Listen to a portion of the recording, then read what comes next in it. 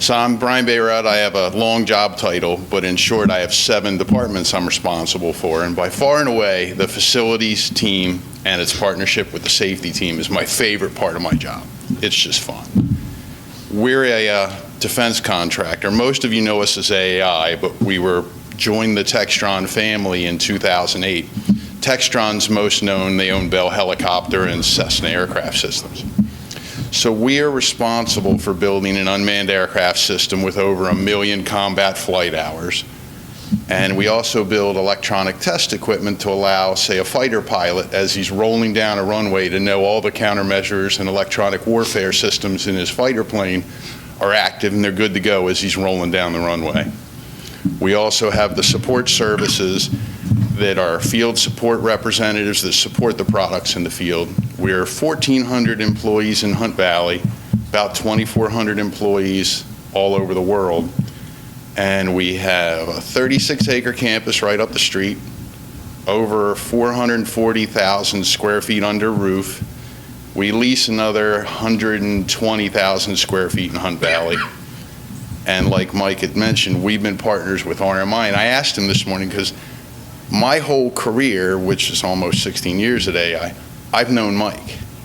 And it's always been focused on traditional manufacturing, workforce development, technologies in the shop, tools, enhancements, things that you typically think of as a manufacturer.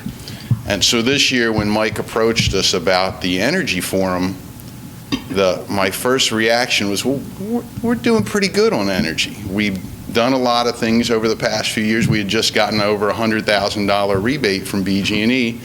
All our lighting in all our spaces are high efficiency fluorescents with motion sensors. And I thought, we're doing pretty good. I said, well, what does it hurt to ask? Because we work hard in facilities and safety to think differently. So my first impression was, we'll get an investment grade audit report that will let us go to executive leadership with big ticket items that are really going to game change the energy consumption. What I was really surprised with is the report came out with about 16 recommendations that ranged from super easy, low cost, to big grand things like the solar parking lot canopy system that would power 1 or 2 of our buildings. And we're implementing 75% of those recommendations. And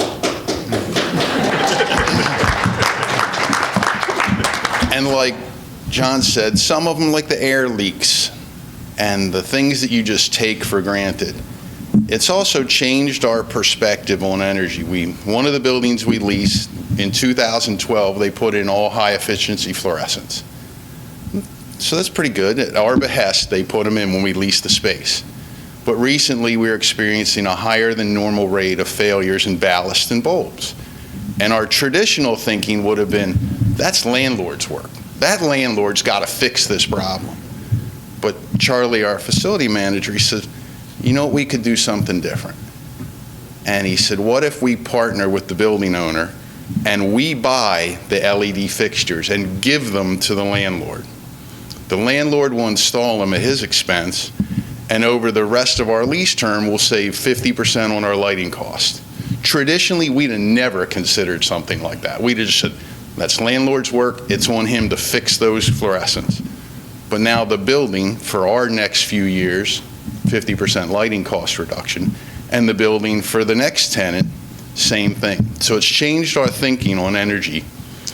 And our green team that Lauren helped with is, we've had a green team before, and it was focused on typical green things, recycling and the environment, and it really wasn't drilling down into the energy components of the green team.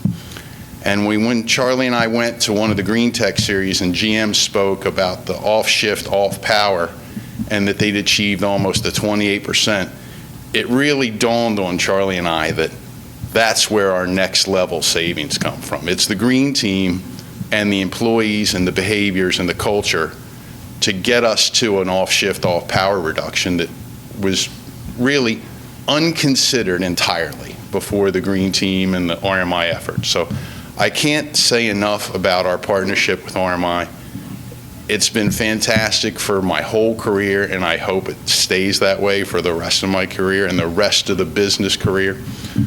The energy program was fantastic, and in addition to an investment grade audit that allows us to no fuss, no muss sell CapEx to leadership, it's giving us an opportunity to potentially do something we'd never have considered before, the solar parking lot canopies, that when we're doing the investment analysis right now, that could be much bigger than just energy consumption, because being able to say to millennials and to folks that we're trying to hire, look what we're doing visibly for the environment, for our business, and for the company, will allow us to do things more than just save energy. It'll allow us to grow talent and grow the workforce and grow the business.